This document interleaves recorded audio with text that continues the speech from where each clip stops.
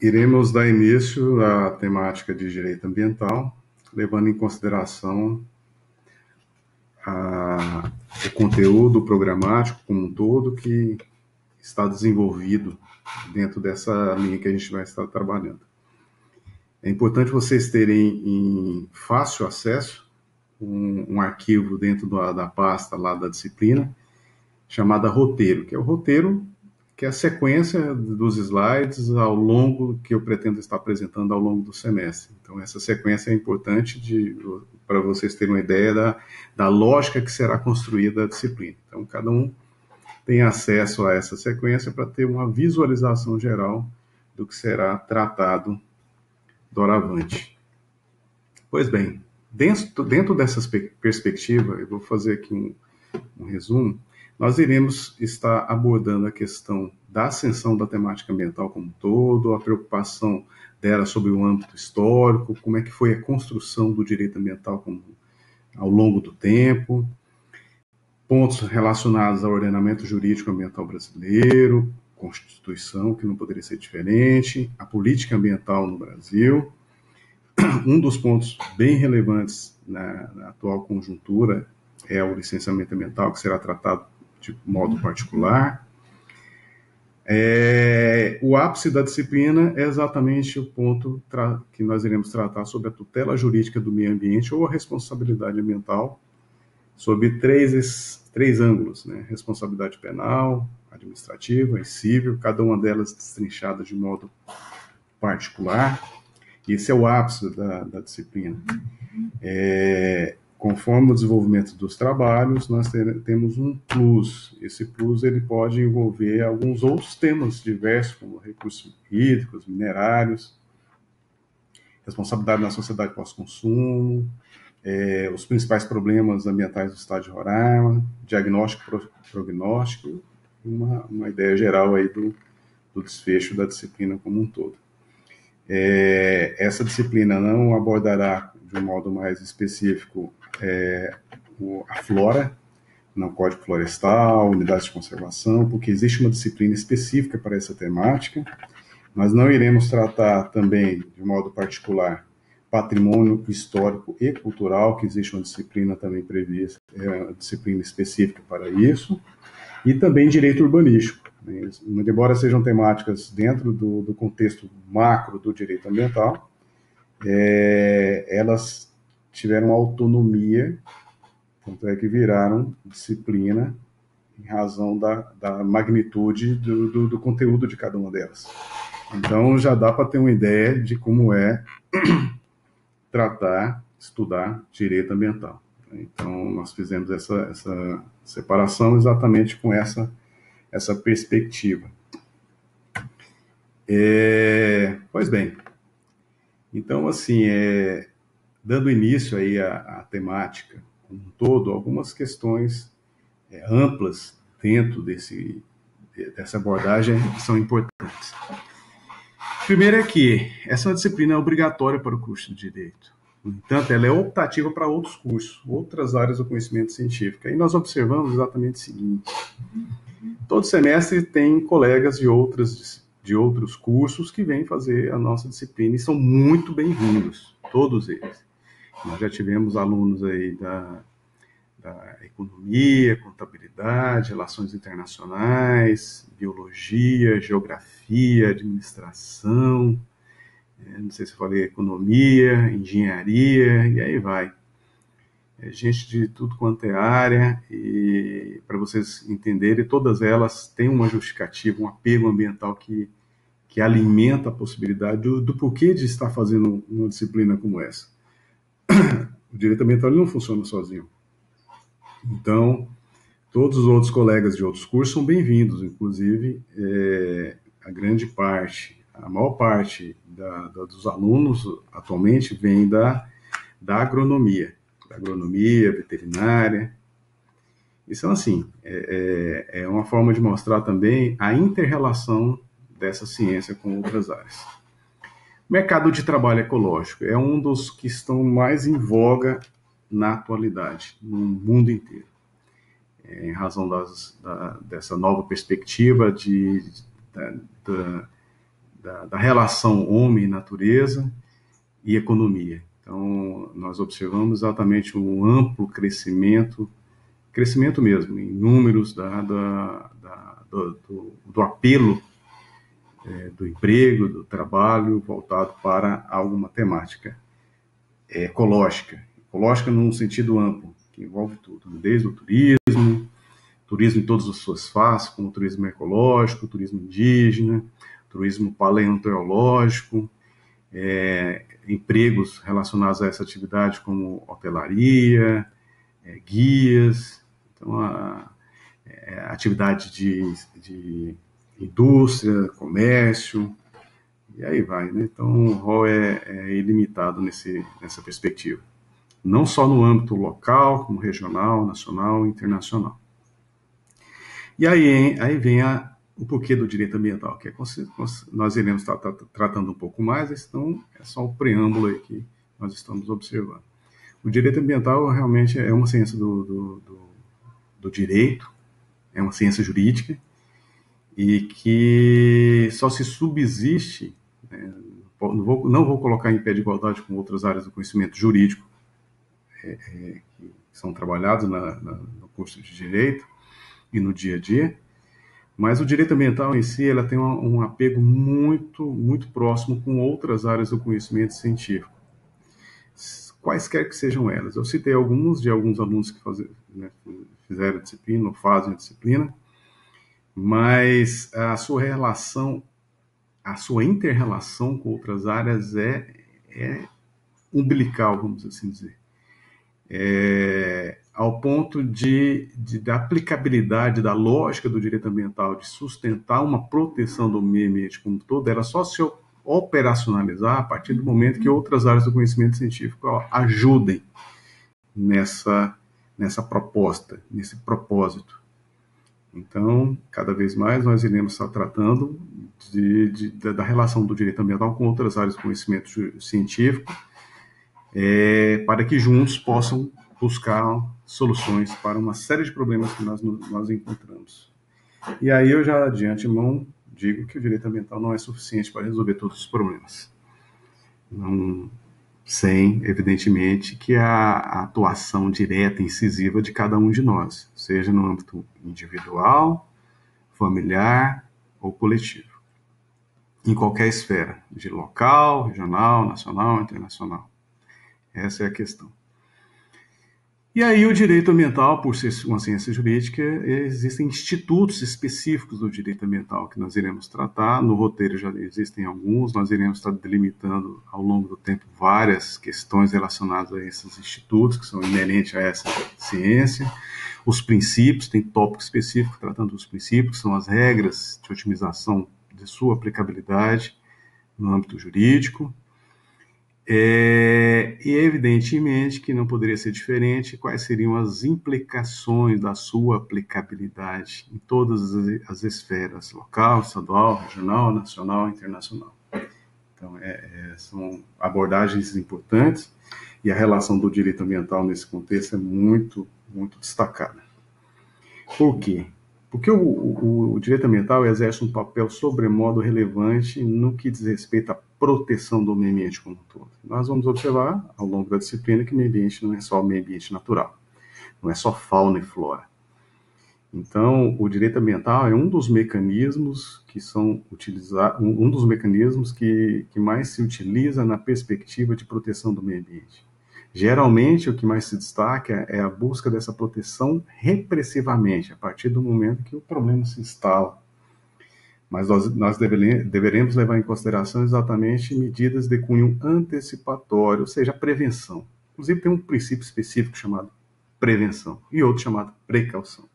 São medidas que se antecipam aos problemas. Então, por que esperar o problema se nós podemos ajudar a agir antecipadamente a ele? Então, grande parte das questões ambientais que geram problemas, danos ambientais, ilícitos, infrações, desastres, poderiam ser evitados. Gastos poderiam ser minimizados. Empresas poderiam evitar dispêndios significativos na restauração do ambiente degradado. A punição poderia não ser o caso se medidas de cunho de precaução ou mesmo prevenção, que não são sinônimos, fossem adotadas. Então, a perspectiva é exatamente, a principal delas, já nesse momento acho importante já destacar, é a atuação do direito ambiental antecipadamente, para não falar preventivamente, para não confundir com o princípio da precaução também. Então, assim, é um agir antecipadamente, que é não esperar a ocorrência do dano para poder se fazer algo, nós evitarmos esse problema. Então, é em cima dessa perspectiva. E aí, nós estaremos desenvolvendo, nesse início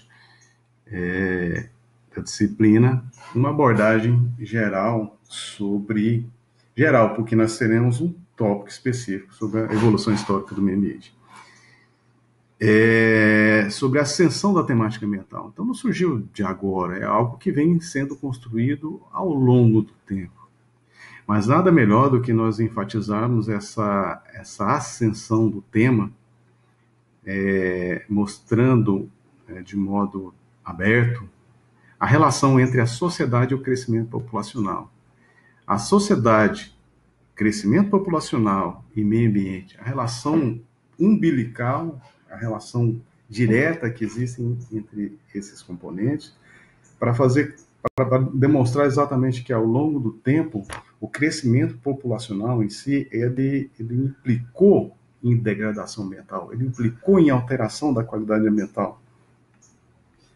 Cada um a seu modo, cada um a seu tempo, cada um na sua proporção, de acordo com o crescimento populacional. Mas evidentemente que esse crescimento populacional ao longo da história da humanidade, até o presente, que ainda ocorre, é o crescimento populacional desordenado, sem planejamento, sem acompanhamento, sem uma atuação incisiva do poder público no sentido de promover um crescimento, entre aspas, sustentável.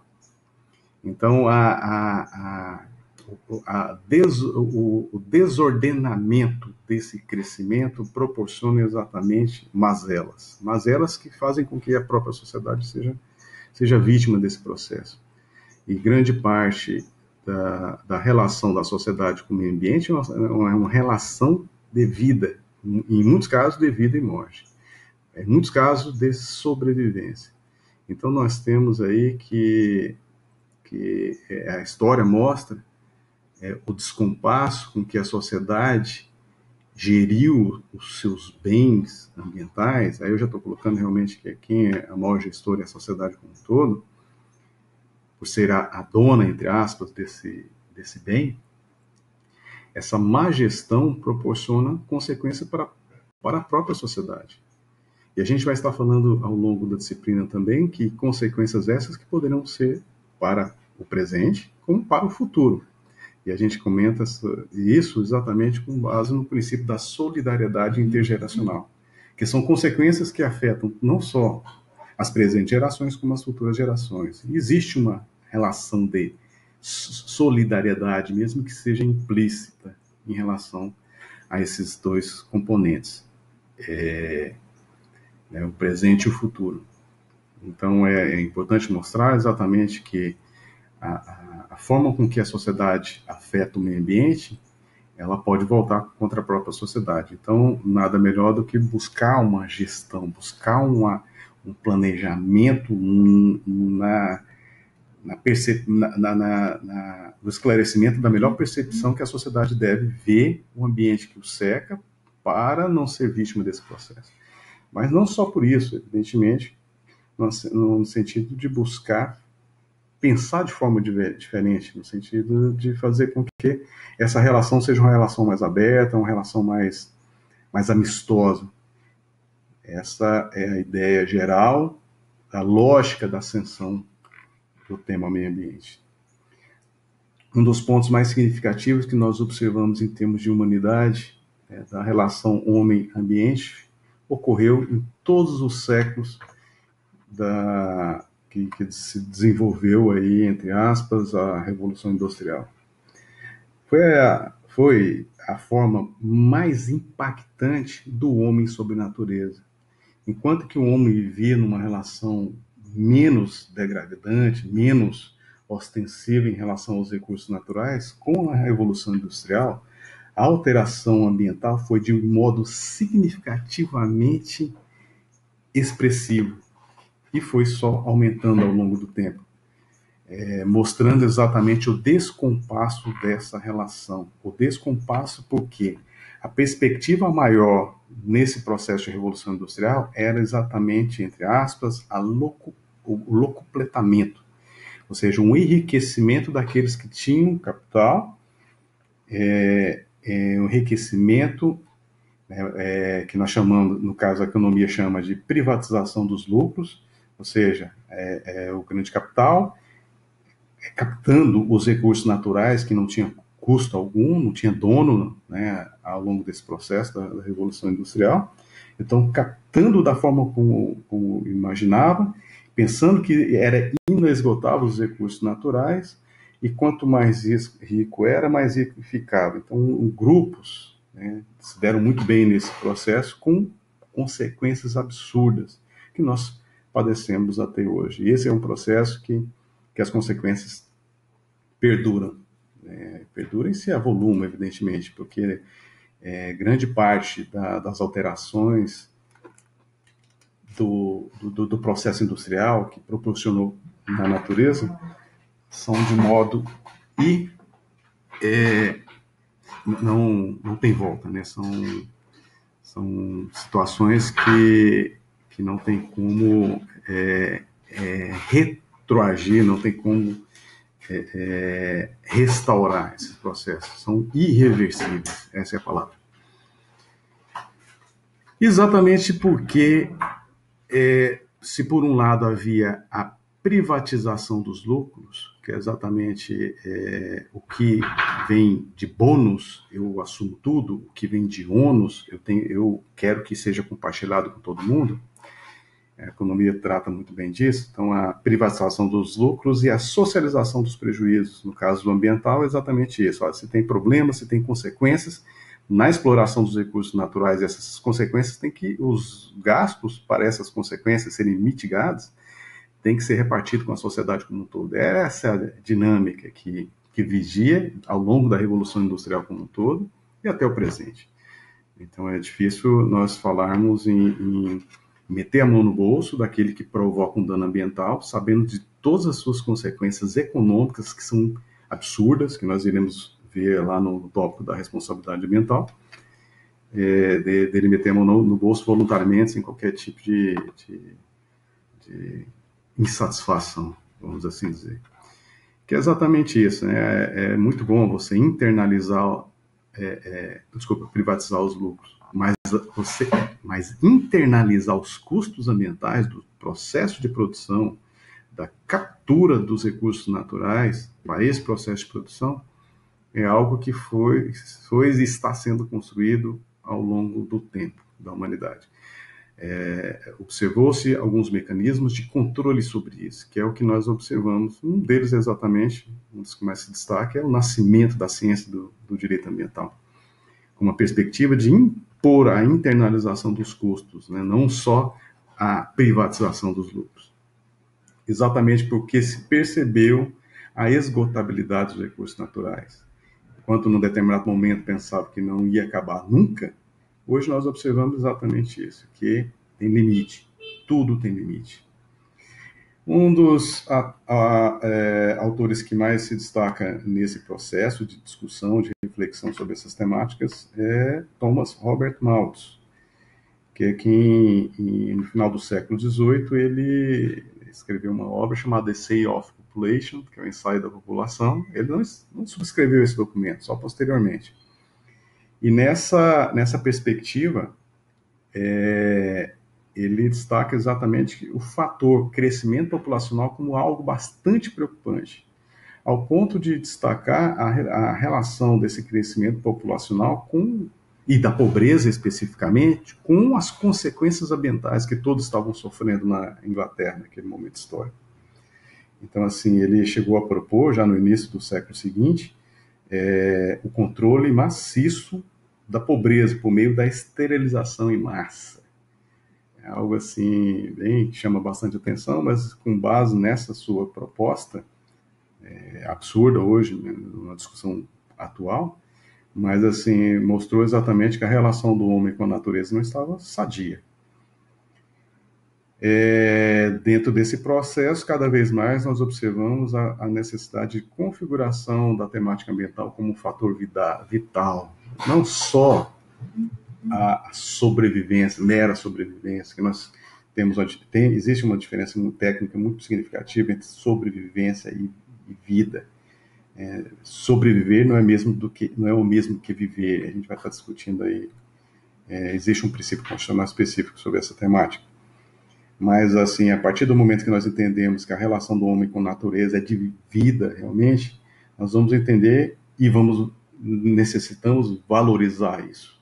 Não podemos deixar para depois. Essa é a grande lição, é o grande recado.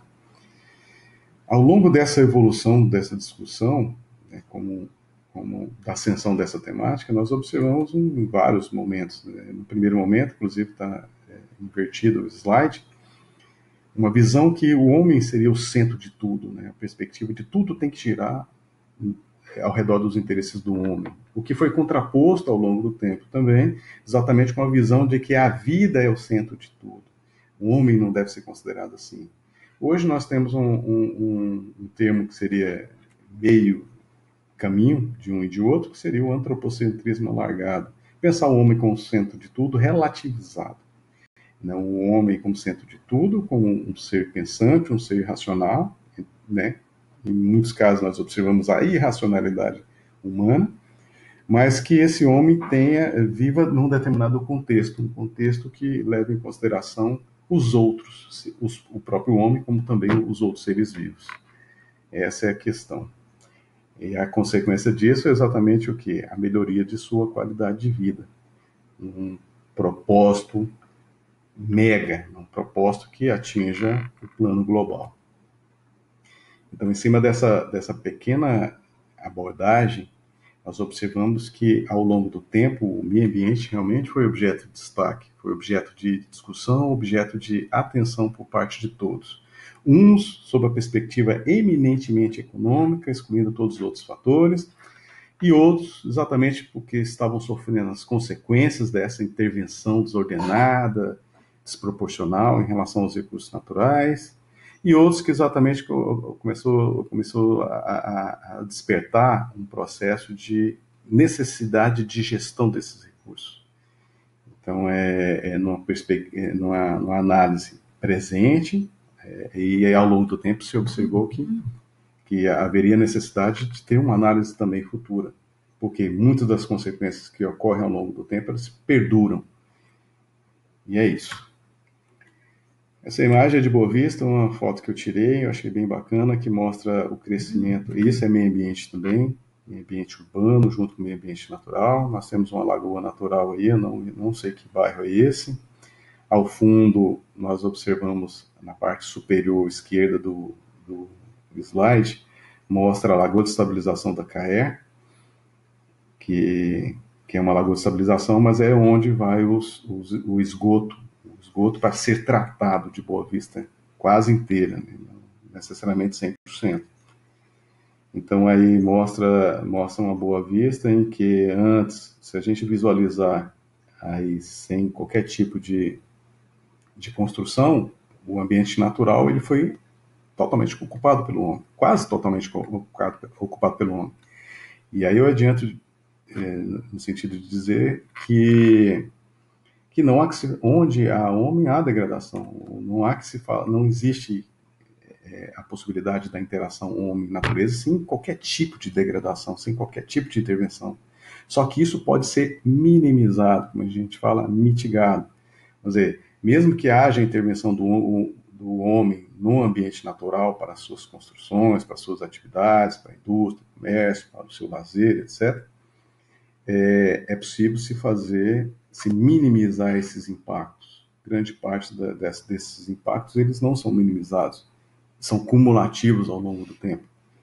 Então, nós trabalhamos com a perspectiva exatamente de que da interação homem-natureza ser planejada é o ideal. realmente, de modo que permita uma preservação, conforme o caso, até uma conservação dos recursos naturais para o futuro.